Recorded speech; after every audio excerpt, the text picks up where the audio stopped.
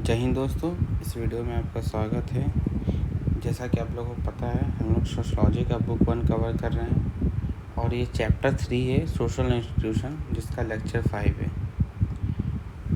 तो इस लेक्चर में हम लोग ट्राइबल कम्युनिटीज़ के बारे में देखेंगे।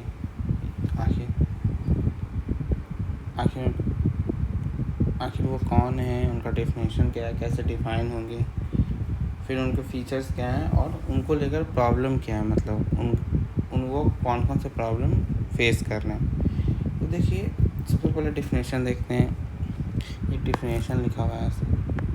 तो अगर हम किसी भी चीज़ को डिफ़ाइन करते हैं तो उसे कैरेक्टरिस्टिक के बेसिस पे डिफ़ाइन करते हैं। जैसे स्कूल क्या है, तो स्कूल क्या है, तो स्कूल वो है जिसमें टीचर्स हो, स्टूडेंट्स हो, क्लासरूम हो। तो वैसे ही जब हम डिफ़ाइन करते हैं तो ऐसे भी डिफ़ाइन कर सकते हैं कि उसमें क्या क्या नहीं है। तो वैसे ही ट्राइब्स को वैसे ही डिफ़ाइन किया गया है कि ट्राइब्स कौन है। तो tribes are those who do not have, मतलब ये चीज़ उनमें नहीं है तो वो ट्राइब हैं। देखिए, ये 100% कॉम्प्रिहेंसिव करेक्ट डिफिनेशन नहीं होगा, बट हाँ, आपको अच्छा फीचर्स बता देता है ये नहीं है तो ये ट्राइब्स हैं। तो देखते हैं क्या क्या नहीं है तो वो ट्राइब्स कहलाएंगे। पहला, उनमें कोई रिलीजन नहीं है। रिलीजन नहीं मतलब हिंदू, मुस्लिम, सिख, क्रिश्चियन, पारसी, ये सब उसमें नहीं है। दूसरा, पहला रिलीजन आपने देखा, ये पहले देख लीजिए, इसी से रिलेटेड है क्योंकि ये नाइदर हिंदूज नॉट पीजेंट, मतलब एक तो हिंदू नहीं है। रिलीजन में भी स्पेसिफिकली, जो कि इंडिया का biggest in terms of number जो रिलीजन है हिंदू, वो नहीं है, ना कि पीजेंट्स हैं। मतलब बात ऐसा नहीं है कि वो लोग सिर्फ मतलब खेती करते हैं, किसानी करते हैं, जो कि ह्यूज चंक कवर करता है इंडियन पॉपुलेशन के। तो इन दोनों को आप कल्चर के बेसिस पे देख सकते हैं कि अच्छा कल्चरली क्या नहीं है। तो रिलीजन और नाइदर हिंदूज नॉट पीजेंट। आगे देखता हूँ क्या नहीं है, who do not have, state नहीं है। स्टेट नहीं है मतलब आप समझ सकते हैं कि जैसे कि कोई फिक्स्ड उनका सिस्टम नहीं है, कि जैसे कि इंडिया में क्या है, पार्लियामेंट है, फिर उसके नीचे सेक्रेटेरिएट होगा, और स्टेट में क्या है, मतलब राज्य में क्या है। देखिए, ये स्टेट दूसरा है, ये स्टेट राज्य से रिलेटेड एग्जैक्टली नहीं। स्टेट का मतलब इलेक्टेड पर्सन नहीं है उसमें, जैसे लोकसभा में होता है, राज्यसभा में होता है, विधानसभा में होता है, विधान परिषद में होता है। ऐसे ये सिस्टम ऐसा नहीं है, स्टेट नहीं है।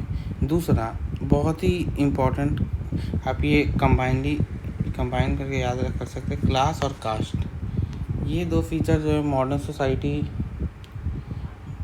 को मार्क करते हैं, मतलब मॉडर्न सोसाइटी को डिफ़ाइन करते हैं। कास्ट और क्लास है ही मॉडर्न सोसाइटी में।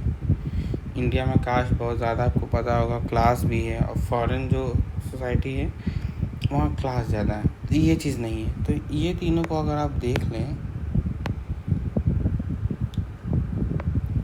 ये तीनों पॉइंट, तो आप पॉलिटिकली देख सकते हैं कि अच्छा पॉलिटिकली क्या नहीं है, स्टेट, कास्ट और क्लास, स्टेट, कास्ट और क्लास, स्टेट, कास्ट और क्लास, ऐसे आप याद रखें।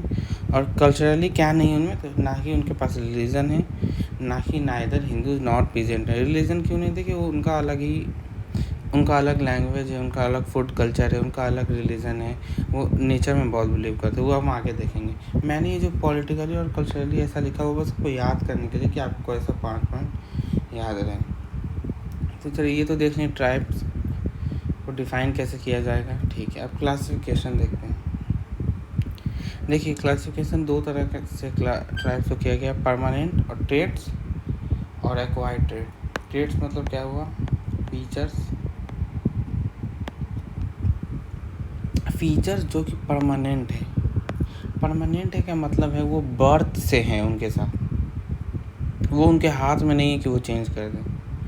जैसे कि आपका कास्ट जो है वो आपके हाथ में नहीं है वो चेंज कर दें, आपके जो पेरेंट्स हैं उन्हीं का कास्ट आपको मिला है।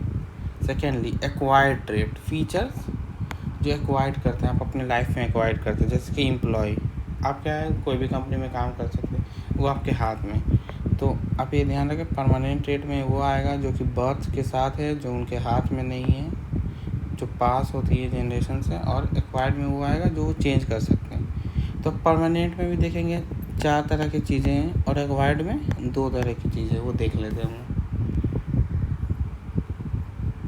परमानेंट ट्रेड में पहला रीज़न, देखिए रीज़न ऐसा चीज़ है जहाँ जन्म ले लिए वो लोग, वो उनका रीज़न हो गया। परमानेंट ट्रेड है ये 85%, मतलब जो लार्जेस्ट चंक है ट्राइब्स की, वो कहाँ रहती है? मिडल इंडिया में रहती हैं। देखिए ये इंडिया जैसे रफ,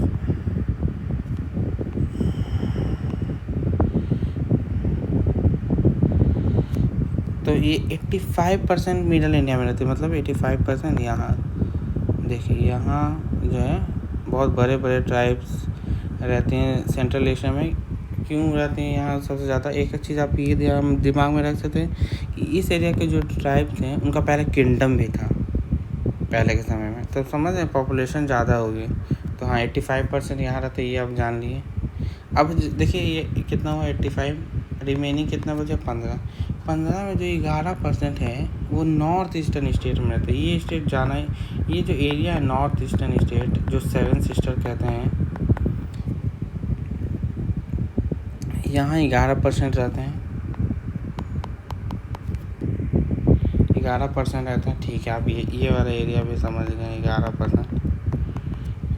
अब बचा 3%, समझिए। तो 3% वो रेस्ट लिखा है, रेस्ट ऑफ इंडिया, मतलब कहीं कहीं रह रहे हैं, ऐसा डॉट से आप समझ लीजिए।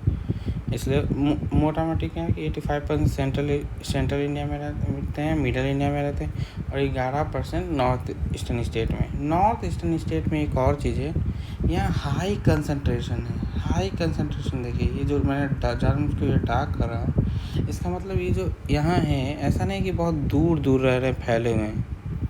फैले हुए मतलब दूर दूर एरिया में रह रहे हैं। कैसे पॉपुलेशन डेंसिटी होता है, वैसे हाई कंसंट्रेशन है, मतलब परसेंट 11 ही है बस एक एरिया में। जो मान लीजिए कि ये यहाँ का एरिया है, यहाँ और एक यहाँ का सेंट्रल एशिया का, सेंट्रल इंडिया का एरिया है, माफ़ कीजिएगा, सेंट्रल इंडिया का, मिडल इंडिया का। तो यहाँ एक सेम लैंड में आपको 100 ट्राइब मिल जाएंगे, और यहाँ ऐसा नहीं, यहाँ पे 20 मिलेंगे। इसका मतलब high concentration, population middle India में ज़्यादा है 85%, नॉर्थ ईस्टर्न में 11%, लेकिन कंसंट्रेशन हाई है आपको नॉर्थ ईस्ट स्टेट में, हाई कंसंट्रेशन, ये आप याद रखिए। दूसरा चीज़ लैंग्वेज,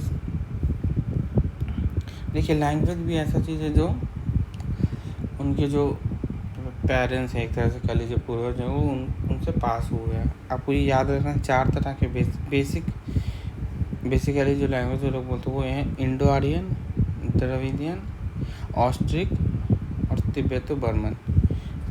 इंडो आर्यन 1% ऑलमोस्ट समझिए बोला जाता है इन लोग में, द्रविडियन 3% और तिब्बतो बर्मन 80% आराम से, सबसे ज़्यादा आप समझ सकते हैं। तीसरा फिजिकल रेशियल टर्म, ये बॉडी को से रिलेटेड है, जैसे कि पहला नेग्रीटो, दूसरा ऑस्ट्रोलॉयड, तीसरा मोंगोलॉयड, चौथा द्रविडियन। ये ज़्यादातर ये वाले जो हैं द्रविडियन वो साउथ वाले में रहते हैं, ऐसे समझिए। और फोर्थ फीचर परमानेंट रेट का साइज।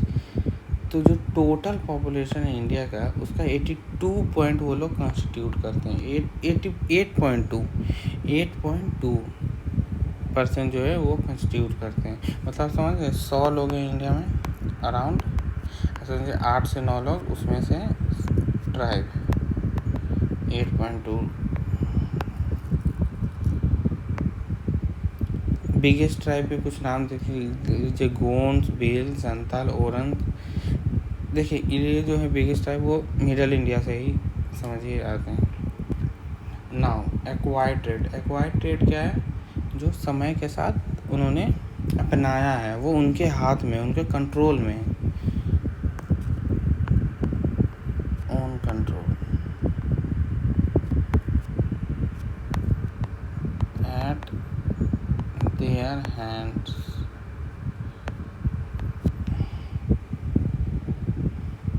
अब देखिए वो 2 चीज़ें, मोड ऑफ लाइवलीहुड, जैसे मैंने आपको बताया कास्ट ऑफ के पेरेंट्स से मिलता है, लेकिन एम्प्लॉयमेंट वैसे सिमिलरली मोड ऑफ लाइवलीहुड जैसे जैसे समय बदल रहा है, आगे जा रहा है, अलग अलग एम्प्लॉयमेंट में वो लोग जाते जा रहे हैं। जैसे फिशरमैन हो गए, मछली पकड़ना, फूड गैदर बहुत पहले समय से चला आ रहा, पीजेंट्स हो गए, इवन वर्कर्स के रूप में भी वो लोग काम करने लगे हैं पैसा के कारण।